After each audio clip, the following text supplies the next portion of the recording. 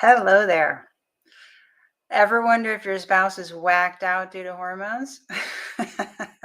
Slightly different topic today. This is Shauna White, relationship coach for spiritually awake couples.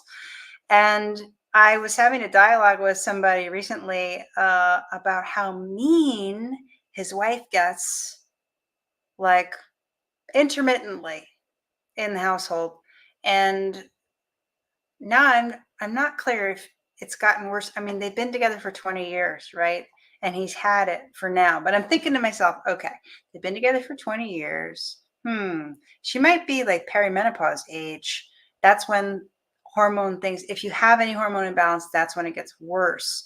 And I'm sure every woman knows that when hormones are out of whack for that time of the month, it can land with you in such a way that you see things really differently and it gets you really upset and you're 100% convinced about how you see things until the hormones wear off and then you're like, oh, that was just my hormones. Sorry everybody that I terrorized for the few hours or few days that I was at peak PMS. So I have learned some amazing things in my own health journey, and I'm so excited about them that I wanted to share them with you because the mysteries I've been trying to solve are all coming together in one cohesive picture. So here's the deal, right? So if there's this is what I've learned from my experience. Okay, I'm not a health professional, and so this is not health advice, but I'm sharing this to give you a lead on something in case it resonates with your experience. So then maybe you hear something from me that ding, ding, ding, you want to research to unlock secrets in your own health. So that's where I'm coming from here. So I'll describe some of my symptoms. It's not because I'm trying to talk about myself here. It's because how else can I talk about this so that you can see where it connects, right? So in 2014, in fact, in October of 2014, I remember the very first hormonal migraine headache that I had because it happened in a movie theater and I know what the movie was. So, and I know when it came out. So in October of 2014, I started to get visited by a migraine type headache once a month, right about like 3 days before my period, 3 days after. Sorry if that's too graphic for some people, whatever. We're all human. So a migraine type headache is the kind that affects your nervous system more completely. It doesn't just sit in your head. So it doesn't mean that it was a really, really bad headache. It just means that it had these kinds of symptoms. That's my understanding of migraine. These kinds of symptoms where first I would feel a kind of like achy tension in my shoulders and neck, and then it would go up the back of my head, and then I would get a headache and I would get eye strain, and that would be connected to feeling nauseous. So, and that would peak over the course of about I don't know, 12 to 24 hours, and then it would start to relax and go away. So that started in 2014, and then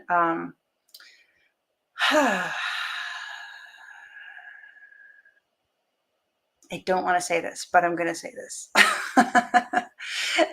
And then in like, I don't know, probably 2017-ish or so, I got a lipoma on my neck.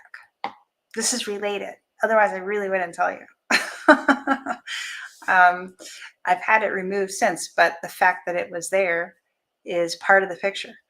And then here we go. I'm letting it all out. So then, I'm of perimenopause age, and I have discovered that to be true from my own experience over the last year, where my hormones started to get whacked out. And so here's what I want to say about the headaches.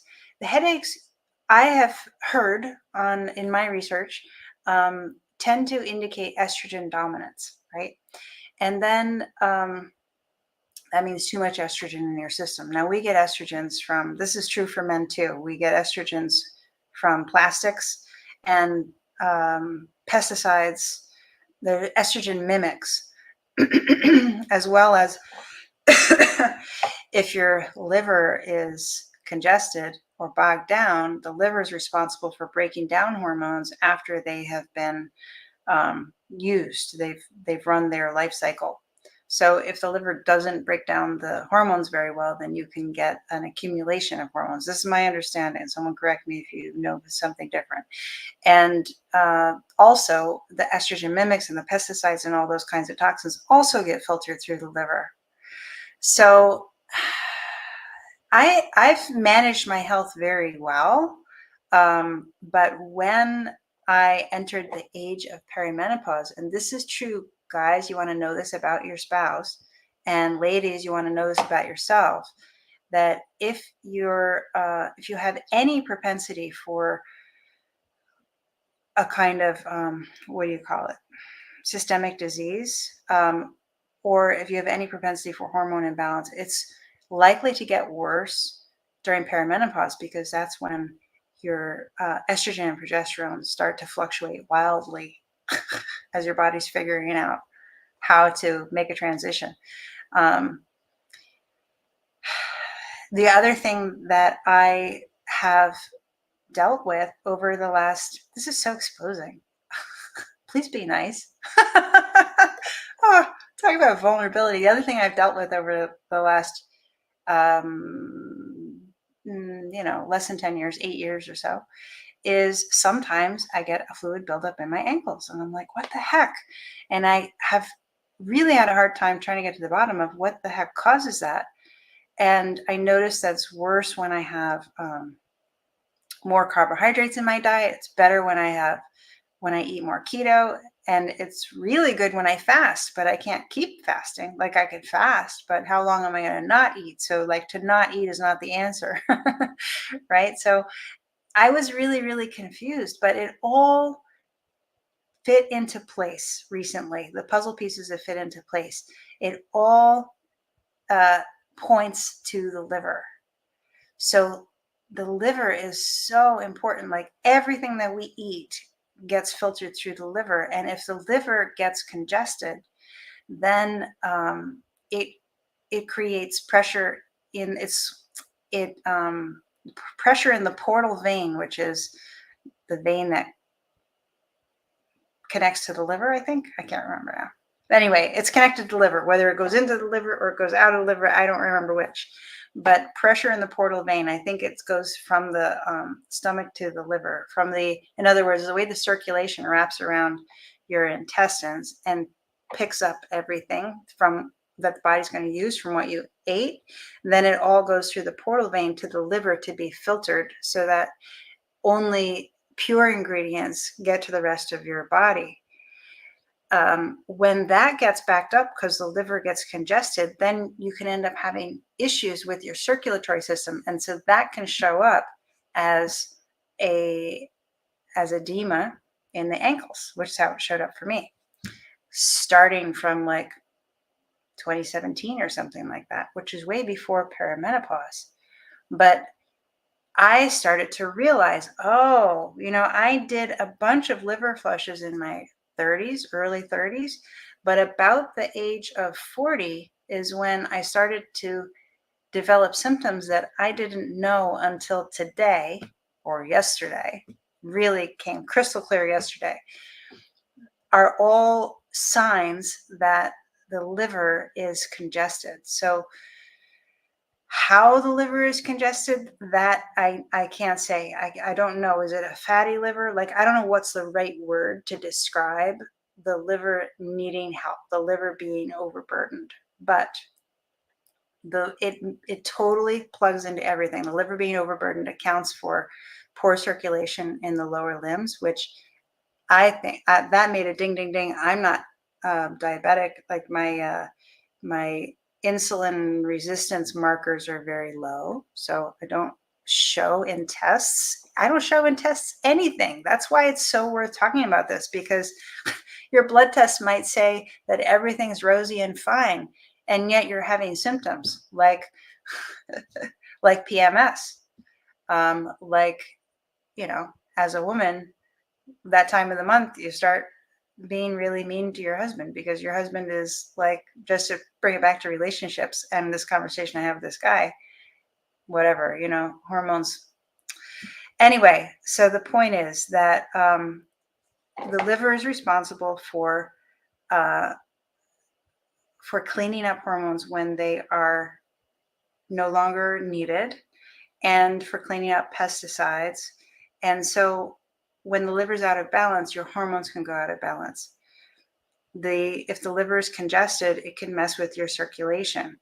And it also, okay, so the other piece is when the liver, okay, so fruit sugar, like fructose, I don't have like soda and stuff like that. I don't know if you do, but there's a lot of foods out there, processed foods, that have high fructose corn syrup.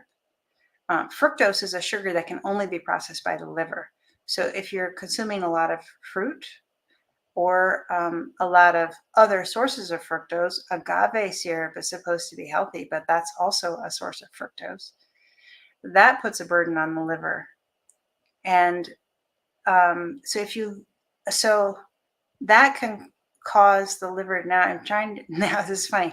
When you talk about something, then you have to really know how the puzzle pieces fit together. A fatty liver is also indicated anytime there's insulin resistance. So I've just been looking at like metabolic health in general, and finding that I do much worse when I eat a lot of carbohydrates. I do much better when I eat more like fats and proteins, high quality fats, proteins, and then lots of vegetables. And but what I didn't realize is I'm trying to solve this metabolic balance question and this insulin resistance question and this edema question and these like getting really cranky once a month questions, or getting really cranky if I eat carbs, like all these kinds of imbalances. I finally have like this really clear picture that what I need to focus on to balance all of that is my liver. How can I detox my liver? So that's my next question. And I'm going to be doing my own research. I also have a functional medicine doctor appointment coming up. So I'm going to ask her for help with that. But anyway, sorry if this was a little bit disjunctive, but I am realizing that the health of the liver is huge. It's a huge key for me with all these different symptoms that I was seeing individually or separately from each other. They actually all connect back to liver health. And I believe that's true for a lot of people. So I just wanted to put this out there for you in case you've got some health questions that might connect. And I will share some links in the comments of some of the videos that, like, I think I'll put down 2 videos that I think are really, they were for me. So whatever. If you want to talk about it more, let's talk about it in the comments. Again, I'm not an expert, but I'm happy to speak from my experience, my personal experience and my research experience. And anyway, this was our little health break, and tomorrow we'll be back to our regularly scheduled programming. All right. Have a great day. Bye for now.